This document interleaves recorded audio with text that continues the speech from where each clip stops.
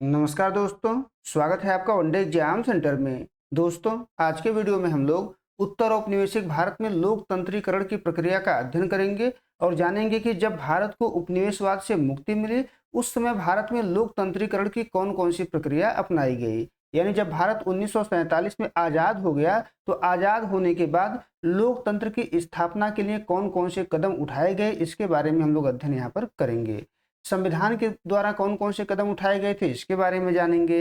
विभिन्न सरकारों के द्वारा लोकतंत्र की स्थापना के लिए कौन-कौन से कदम उठाए गए थे, इसके बारे में अध्ययन करेंगे। और आम जनता के द्वारा लोकतंत्र की मजबूती के लिए क्या प्रयास किए गए, इसके बारे में अध्ययन हम लोग यहाँ पर करेंगे। चलिए, बिना देर किए वीडियो को शुरू करते हैं और सबसे पहले जान लेते हैं कि लोकतंत्रीकरण होता क्या है।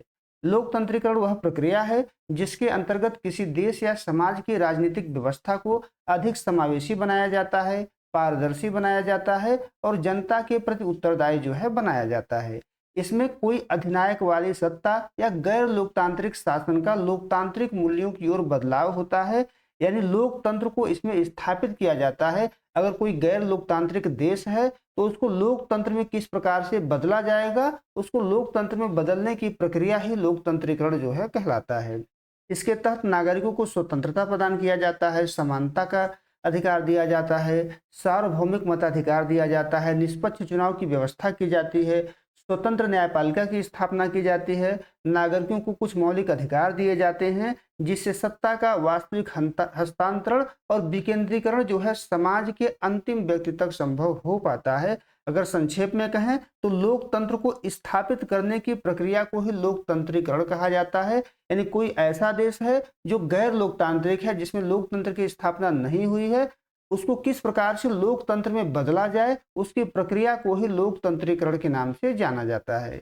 अब आगे बढ़ते हैं और जान लेते हैं कि उत्तर औपनिवेशिक भारत में लोकतंत्रीकरण किस प्रकार से आगे बढ़ा। यानी आजादी के बाद भारत में लोकतंत्र की स्थापना किस प्रकार से हुई, इसके बारे में हम लोग जान लेते हैं। उत्तर औपनिवेशिक भारत में लोकतंत्रीकरण कोई एक झटके में पूरी होने वाली घटना नहीं है, बल्कि एक बहुआयामी, सतत, गतिशील प्रक्रिया रही है। 1947 में ब्रिटिश शासन की समाप्ति के बाद भारत को एक ऐसा राष्ट्र विरासत के रूप में मिला जो अत्यधिक गरीबी से ग्रस्त था, निरक्षरता से ग्रस्त था, जिसमें सांप्रदायिक तनाव था, सामंती ढांचे पर अपार सामाजिक विविधता से जूझ रहा था। ऐसा देश भारत को विरासत में मिला हुआ था। पश्चिमी विचारकों का मानना था कि इतने विशाल और विविधतापूर्ण देश में लोकतंत्र लंबे समय तक जीवित नहीं रह पाएगा। यानी जल्दी ही भारत टूट जाएगा, लोकतंत्र यहाँ का नष्ट हो जाएगा। हालांकि भारत ने इन सभी मान्यताओं को खारिज करते हुए एक सुदृढ़ और जीवंत लोकतंत्र की स्थापना की है। और इस लोकतंत्र की स्थापना के लिए भारत के द्वारा कई कदम उठाए गए हैं। एक एक करके उन सभी का अध्ययन हम लोग यहाँ पर करेंगे। जो पहला कदम उठाया गया भारत के द्वारा लोकतंत्र की स्थापना के लिए, वो है संवैधानिक एवं वैधानिक आधारशिला। यानी पहला प्रयास संविधान बना करके किया गया लोकतंत्र की स्थापना के लिए। सबसे पहले संविधान का निर्माण किया गया और संविधान के द्वारा कुछ प्रावधान किए गए ताकि हमारा लोकतंत्र मजबूत बना रहे। भारत में लोकतंत्रीकरण की नींव संविधान सभा की बहसों के द्वारा पड़ा और 26 जनवरी 1950 को लागू हुए भारतीय संविधान के द्वारा लोकतंत्र की नींव रखी गई। इसमें पहला बिंदु है संविधान सभा की भूमिका। भारत में लोकतंत्र की स्थापना में संविधान सभा की विशेष भूमिका है। संविधान सभा केवल कानूनी ढांचा तैयार करने वाली संस्था नहीं थी, बल्कि ये सामाजिक क्रांति की संवाहक थी। इसमें डॉक्टर भीमराव अंबेडकर थे, जवाहरलाल नेहरू थे, सरदार पटेल और अल्लादी कृष्णस्वामी अय्यर जैसे दिग्गजों ने भारत की विविध आकांक्षाओं को एक धागे में पिरोया हुआ था। यानी जो संविधान सभा की भूमिका थी वो बहुत महत्वपूर्ण थी। इसके बहसों के द्वारा भारत में लोकतंत्र की नींव पड़ती है। संविधान के द्वारा सार्वभौमिक वयस्क मताधिकार दिया जाता है, जो लोकतंत्र का महत्वपूर्ण स्तंभ है। इसके अनुच्छेद 326 के तहत बिना किसी जाति, लिंग, धर्म, साक्षरता या संपत्ति के भेदभाव के प्रत्येक 21 वर्ष के नागरिक को मत देने का अधिकार दिया जाता है। इसको बाद में 61वें संविधान संशोधन के द्वारा घटा करके 18 वर्ष कर दिया जाता है। यानी वर्तमान समय में कोई भी व्यक्ति जो 18 वर्ष का हो गया है, वो बिना किसी भेदभाव के अपना वोट किसी को दे सकता है। यह निर्णय अत्यंत क्रांतिकारी था, क्योंकि उस समय पश्चिमी देशों में भी महिलाओं और गरीबों को मताधिकार पाने के लिए दशकों तक संघर्ष करना पड़ा था। यानी पश्चिमी देशों में महिलाओं को मताधिकार अभी नहीं दिया गया था, गरीबों को मताधिकार नहीं दिया गया था, जबकि भारत में सभी व्यक्तियों को मताधिकार का अधिकार जो है प्रदान किया गया था। तीसरा जो बिंदु है, तीसरा जो प्रावधान किया गया है, वह नागरिक स्वतंत्रताएं और मौलिक अधिकार। यानी संविधान में नागरिकों को कुछ स्वतंत्रताएं दी गई, कुछ मौलिक अधिकार जो है दिए गए। संविधान के भाग 3 में अनुच्छेद 12 से लेकर के 35 तक समानता का अधिकार दिया गया, स्वतंत्रता का अधिकार दिया गया, शोषण के विरुद्ध अधिकार दिया गया और धार्मिक स्वतंत्रता की भी गारंटी जो है दी गई। विशेष रूप से अनुच्छेद 17 के द्वारा अस्पृश्यता का अंत किया गया, छुआछूत का अंत किया गया, जिससे सामाजिक लोकतंत्र की नींव जो है यहाँ पर रखी गई। चौथा जो बिंदु है वह राज्य के नीति निर्देशक तत्व, यानी संविधान में राज्य के नीति निर्देशक तत्वों का भी प्रावधान किया गया, जिससे हमारा लोकतंत्र और ज्यादा मजबूत हुआ। भाग 4 के माध्यम से यह सुनिश्चित किया गया कि राजनीतिक लोकतंत्र के साथ साथ सामाजिक और आर्थिक लोकतंत्र की दिशा में भी सरकारें काम करेंगी, जिससे हमारा लोकतंत्र जो है मजबूत हो गया। ये तो संविधान के द्वारा प्रावधान किए गए। इसके बाद जो दूसरा चरण शुरू होता है भारत के लोकतंत्र की, वो है संस्थागत निर्माण और शुरुआती लोकतांत्रिक प्रयोग। यानी भारत में कुछ संस्थाओं का निर्माण किया जाता है जिससे लोकतंत्र जो है आगे बढ़े, और लोकतांत्रिक प्रयोग जो है शुरुआती चरण में किया जाता है। 1951 से लेकर के 1960 तक ये जो है चरण चलता है। स्वतंत्रता के शुरुआती दशक में लोकतंत्र को कागजों से निकाल करके धरातल पर उतारने की ऐतिहासिक प्रक्रिया जो है शुरू हुई। इसमें जो पहला बिंदु है वो है 1951-52 के प्रथम आम चुनाव। यानी पहली बार भारत में 1951-52 में आम चुनाव जो है करवाया जाता है। भारत के पहले निर्वाचन आयुक्त सुकुमार सेन के कुशल मार्गदर्शन में दुनिया का सबसे बड़ा और जोखिम भरा चुनाव जो है संपन्न हुआ। लगभग 17.3 करोड़ मतदाताओं से अधिकांश निरक्षर थे, यानी इतने मतदाता जो है चुनाव में भाग लिए थे, और इन मतदाताओं में से अधिकांश जो मतदाता थे वो पढ़े लिखे नहीं थे, जिनके लिए विशेष चुनाव चिन्हों की व्यवस्था की गई। इस चुनाव की सफलता ने साबित कर दिया कि लोकतंत्र किसी विशेष वर्ग या अमीर देशों की बपौती नहीं है। यानी इस चरण में जो पहला प्रयास किया गया वो क्या किया गया, आम चुनाव जो है 1951-52 में करवाया गया। दूसरा बिंदु है संसदीय परंपराओं का विकास। यहाँ पर आकर के संसदीय परंपराओं का विकास जो है भारत में किया गया।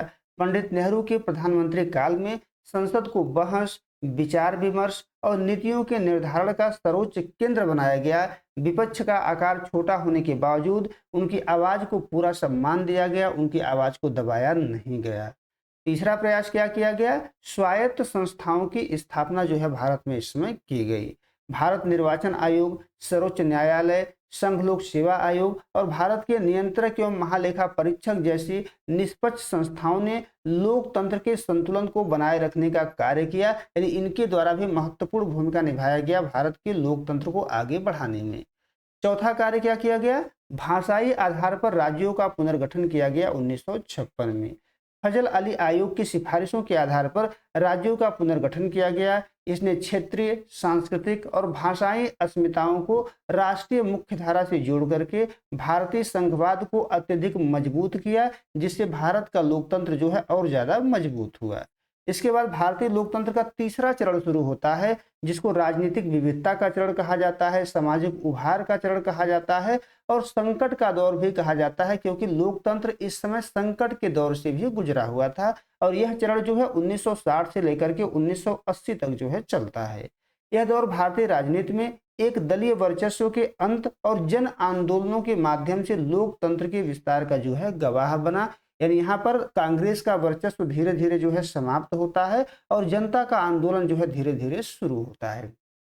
इसमें पहला बिंदु है एक दलीय प्रभुत्व का अंत। 1967 में यह अंत होता है।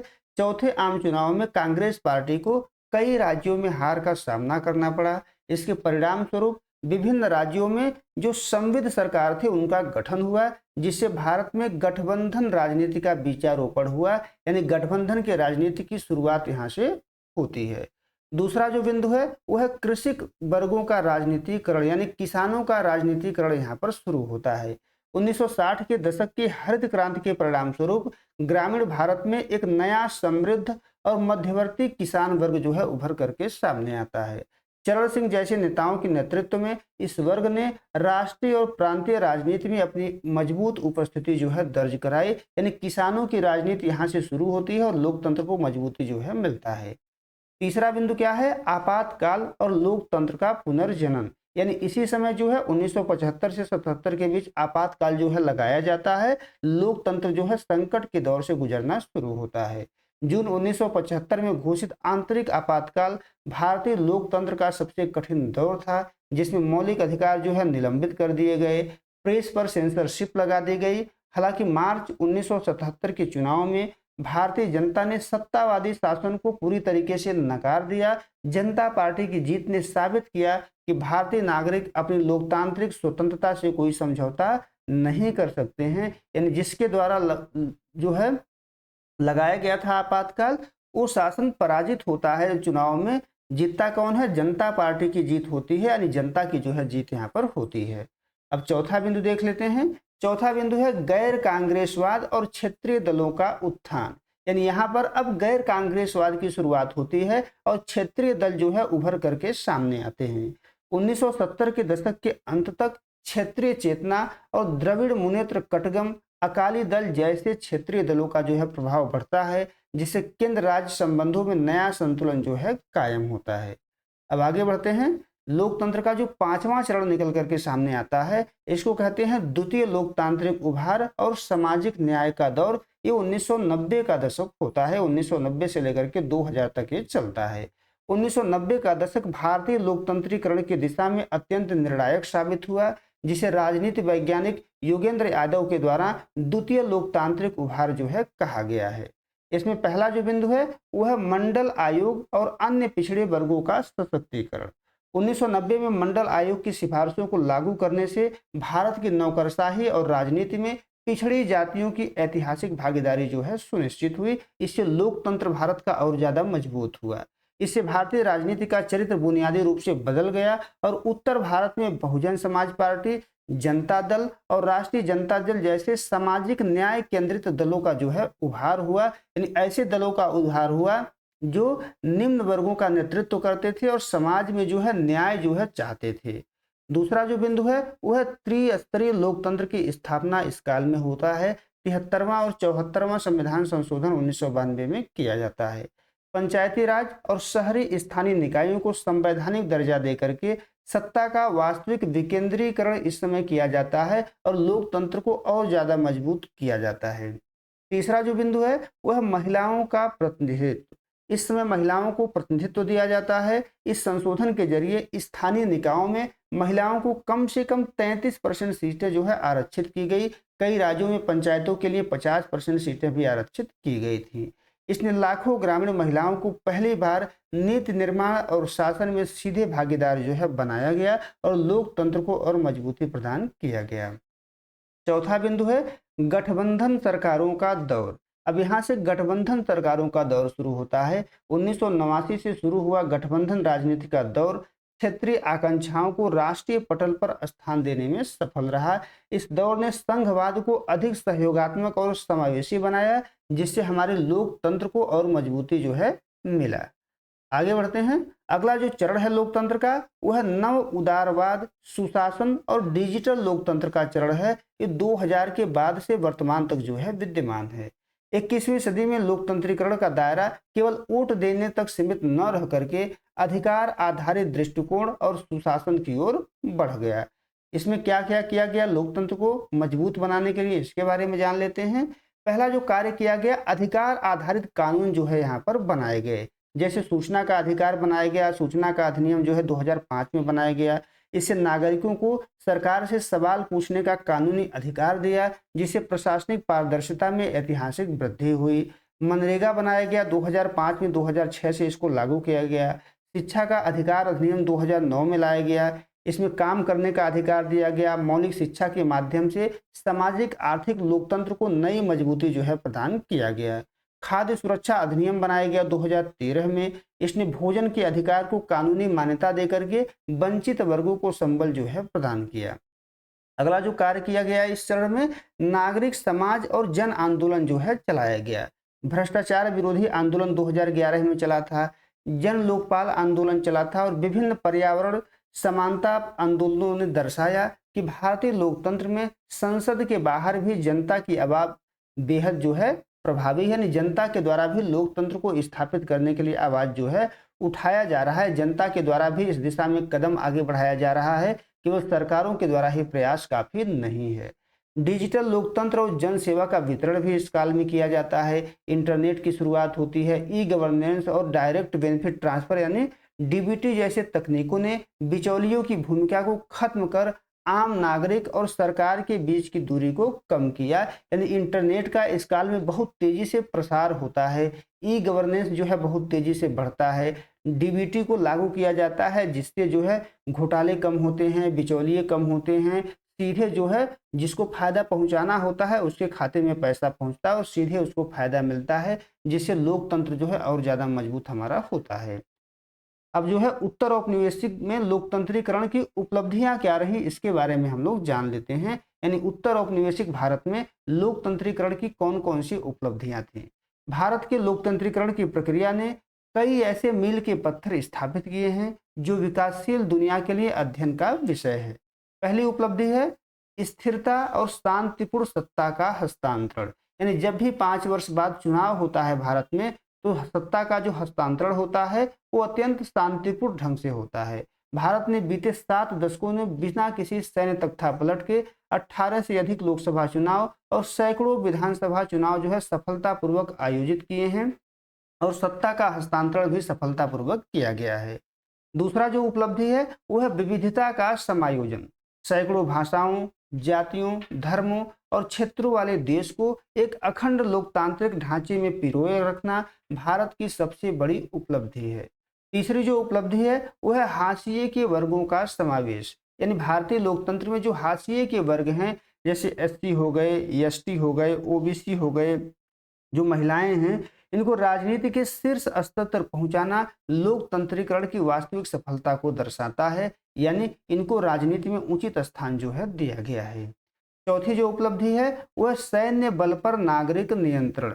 हमारे यहाँ सेना का नियंत्रण नहीं है, बल्कि नागरिक समाज का नियंत्रण है सैन्य बल पर। औपनिवेशिक काल के विपरीत स्वतंत्र भारत में सेना पूरी तरीके से निर्वाचित नागरिक सरकार के नियंत्रण में रही है, जो लोकतंत्र की रक्षा के लिए अनिवार्य शर्त है। अब आगे बढ़ते हैं और जान लेते हैं कि भारतीय लोकतंत्र के समक्ष मौजूद गंभीर चुनौतियां कौन कौन सी हैं, किन किन चुनौतियों से भारत का लोकतंत्र जो है जूझ रहा है। सफलताओं के बावजूद उत्तर औपनिवेशिक लोकतंत्रीकरण की प्रक्रिया अभी भी पूर्ण नहीं हुई है और इसके सामने कई संरचनात्मक चुनौतियां जो है मौजूद हैं। एक एक करके इन चुनौतियों का अध्ययन हम लोग करेंगे। पहली जो चुनौती है वह है राजनीति का अपराधीकरण और धन बल।